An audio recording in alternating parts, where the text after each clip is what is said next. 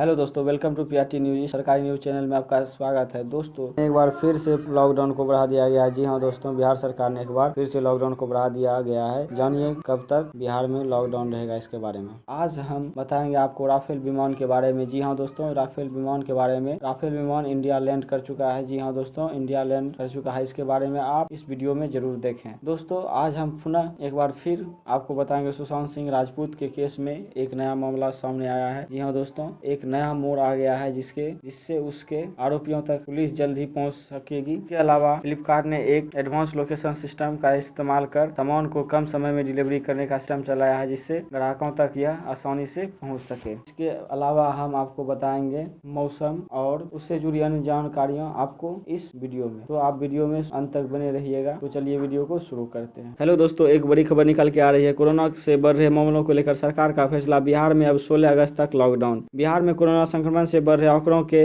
अनुसार सूबे में एक बार फिर से लॉकडाउन को बढ़ा दिया गया है। सरकार ने 1 अगस्त से 16 अगस्त के लिए लॉकडाउन बढ़ाने का फैसला किया। इस संबंध में अधिसूचना जारी कर दी गई है। मालूम हो कि इससे पहले बिहार में 31 जुलाई के लिए लॉकडाउन लगाया गया था। अब लॉकडाउन की अवधि को और 16 दिनों के लिए विस्तारित किया गया। भारत सरकार के कार्यालय, इसके स्वामित्व अधीनित कार्यालय और सार्वजनिक निगम कार्यालय में उपस्थित होने वाले 50% अधीनस्थ कर्मचारी अधिकारियों के साथ काम करेगा। वाणिज्यिक और निजी कार्यालयों में 50% शक्तियों पर संचालित करने की अनुमति दी गई है। स्वास्थ्य विभाग की रिपोर्ट के मुताबिक बिहार में पिछले 24 घंटे में 2328 कोरोना संक्रमित सामने आए हैं। इसके साथ ही बिहार में कोरोना संक्रमितों की संख्या बढ़कर 43,919 हो गई है। स्वास्थ्य विभाग के मुताबिक बिहार में मंगलवार की शाम 4 बजे 269 कोरोना संक्रमित लोगों की मौत हो चुकी है। साथ ही बिहार में सक्रिय कोरोना मरीजों की संख्या भी 14,000 को पार कर गई है। कोरोना के सक्रिय मरीजों की संख्या मंगलवार की शाम 4 बजे 14,101 हो गई थी। अगली बड़ी खबर निकल के आ रही है सुशांत सिंह राजपूत के बारे में। सुशांत सिंह की मौत के 44 दिन बाद केस में नया मोड़। रिया चक्रवर्ती के खिलाफ एफआईआर। फिल्म अभिनेता सुशांत सिंह राजपूत की मुंबई में मौत के बाद राजीव नगर थाने में सुशांत सिंह के पिता के सिंह ने प्राथमिकी दर्ज कराई। उन्होंने आरोप लगाया कि मामले में मुंबई पुलिस जांच ठीक से नहीं कर रही है, जांच की दिशा सही नहीं है। पुलिस सुशांत के पिता यह भी नहीं मानते कि उनका बेटा डिप्रेशन में था। छिछोरे जैसी हिट फिल्म देने के बाद वह डिप्रेशन में कैसे जा सकता है। सुशांत की मौत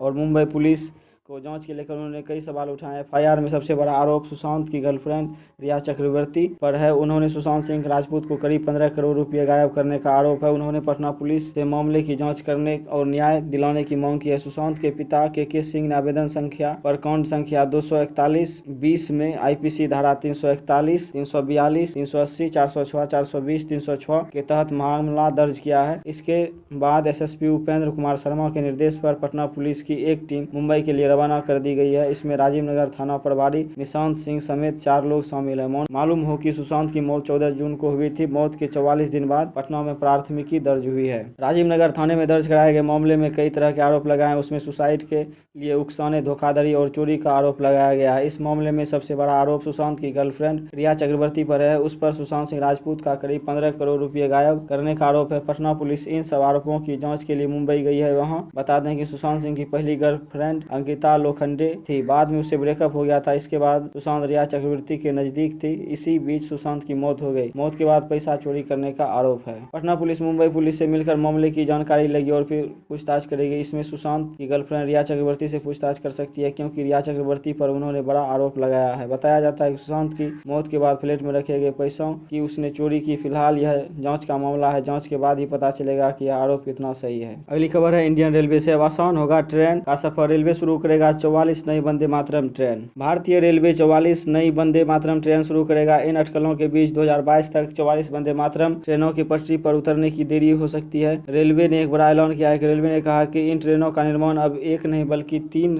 रेल इकाइयों में किया जाएगा। अगले वर्ष 3 वर्षों के भीतर ये ट्रेनें रेल नेटवर्क में आ जाएगी। रेलवे बोर्ड के अध्यक्ष वीके यादव ने जानकारी दी कि ट्रेनों को एक साथ 3 रेल इकाइयों railway coach factory Kapurthala, modern coach factory Raebareli और इंटीग्रल कोच फैक्ट्री चेन्नई में बनाया जाएगा। यादव ने कहा कि कुछ महीने पहले निर्णय लिया गया था कि रेलवे की 3 विनिर्माण इकाइयां इन ट्रेन का निर्माण करेगी, जिससे उनके निर्माण में लगने वाले समय में कमी आएगी। उन्होंने कहा कि 44 ट्रेनें अगले 2 या 3 वर्षों में चलनी शुरू हो जाएगी। एक बार निविदा को अंतिम रूप देने के बाद एक निश्चित समयावधि उपलब्ध कराई जाएगी। गौर हो कि इससे पहले भारतीय रेलवे ने 2023 तक देश की प्राइवेट ट्रेन की सुविधा और बढ़ाने का फैसला किया था। भारतीय रेलवे के अधिकारी ने इस संबंध में जानकारी दी थी कि 12 निजी रेलगाड़ियों को पहला पहला बैच 2023 में परिचालन शुरू हो जाएगा। इसके बाद अगले वित्त वर्ष में ऐसी 45 रेलगाड़ियां शुरू होगी। इधर भारतीय रेलवे, खान पान एवं पर्यटन निगम IRCTC और SBI कार्ड ने अपना सह ब्रांड रुपे क्रेडिट कार्ड पेश किया है। यह कार्ड संपर्क रहित भुगतान की सुविधा देता है। रेल मंत्री पीयूष गोयल ने IRTC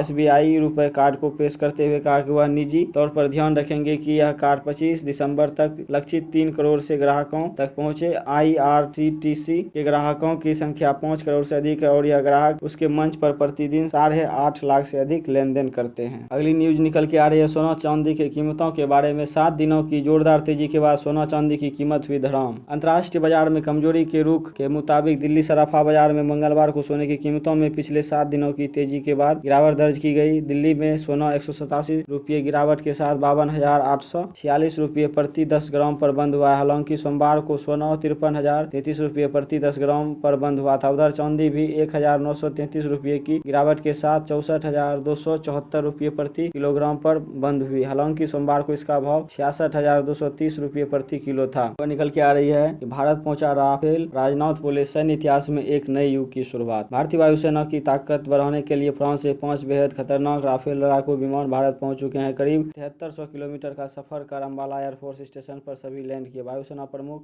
RKS भदौरिया इन सभी विमानों की अगवानी करेंगे। राफेल की लैंडिंग को देखते हुए अम्बाला एयरफोर्स स्टेशन पर वायुसेना के ग्लोब मास्टर, चिनूक, हरक्यूअस AN-32 विमानों के साथ हेलीकॉप्टर्स की भी गतिविधि बढ़ा दी गई है। राफेल लड़ाकू विमान के भारत आने को लेकर लोगों में खासा उत्साह देखने को मिल रहा है। राजनाथ सिंह ने बताया कि विमान अम्बाला में सुरक्षित लैंड कर गए। यह सैन्य इतिहास में भारत का एक नया युग है। उन्होंने कहा कि मैं वायुसेना को बधाई देता हूं। मुझे विश्वास है कि 17 स्क्वाड्रन गोल्डन एरो अपने लक्ष्य पर कामयाब रहेगा। मुझे बहुत खुशी है कि हमारी क्षमता लगातार बढ़ रही है। अम्बाला एयरबेस पर परिक्रमा करने के बाद राफेल विमान लैंड हुए। यहाँ लंबे वक्त से तैयारी चल रही थी। अब वायुसेना प्रमुख इसका स्वागत करेंगे और 5 पायलटों को शाबाशी देंगे। राफेल को वाटर सैल्यूट दिया जाएगा। अगली खबर निकल के आ रही है कोरोना वैक्सीन के बारे में। क्या अक्टूबर तक बाजार में आ जाएगी कोरोना वैक्सीन? इस बड़ी कंपनी ने किया सेकेंड ट्रायल पूरा। वैश्विक महामारी कोरोना के बढ़ते कहर के बीच वैक्सीन को लेकर एक खुशखबरी आई है। दुनिया की बड़ी कंपनियों में शुमार बायोनटेक और फाइजर ने कोरोना वैक्सीन के दूसरे ट्रायल को पूरा कर लिया है। इसके बाद कयास लगाए जा रहे हैं कि जल्द इसका तीसरा ट्रायल शुरू किया जाएगा। कंपनी कुछ ही दिन पहले फर्स्ट ट्रायल को पूरा किया था। ब्लूमबर्ग टीवी की रिपोर्ट के अनुसार बायोनटेक और फाइजर द्वारा बनाए जा रहे वैक्सीन में नया प्रगति हुआ है। कंपनी वैक्सीन के फाइनल ट्रायल में पहुंच गई है। जल्द इसका ह्यूमन ट्रायल किया जाएगा। इसके बाद कंपनी वैक्सीन को बाजार में उतार देगी। बताया जा रहा है कि यह काम अक्टूबर तक पूरा हो जाएगा। अगली खबर निकल के आ रही है फ्लिपकार्ट ने लॉन्च की एक खास सर्विस, सिर्फ 90 मिनट में मिलेगी डिलीवरी। ई-कॉमर्स कंपनी फ्लिपकार्ट ने एक नई क्विक सर्विस लॉन्च की है। फ्लिपकार्ट की नई डिलीवरी सर्विस है। इसे फ्लिपकार्ट क्विक नाम दिया गया है। यह एक हाइपर लोकल डिलीवरी सर्विस है जिसके तहत आप 90 मिनट में आपका सामान पहुंचा दिया जाएगा। इस सर्विस का फायदा उठाने के लिए आपको कम से कम 29 रुपये तक डिलीवरी चार्ज देना पड़ेगा। शुरुआती दौर में यह सर्विस बेंगलुरु के कुछ हिस्सों में उपलब्ध कराई गई थी। अगले कुछ महीनों में कंपनी 6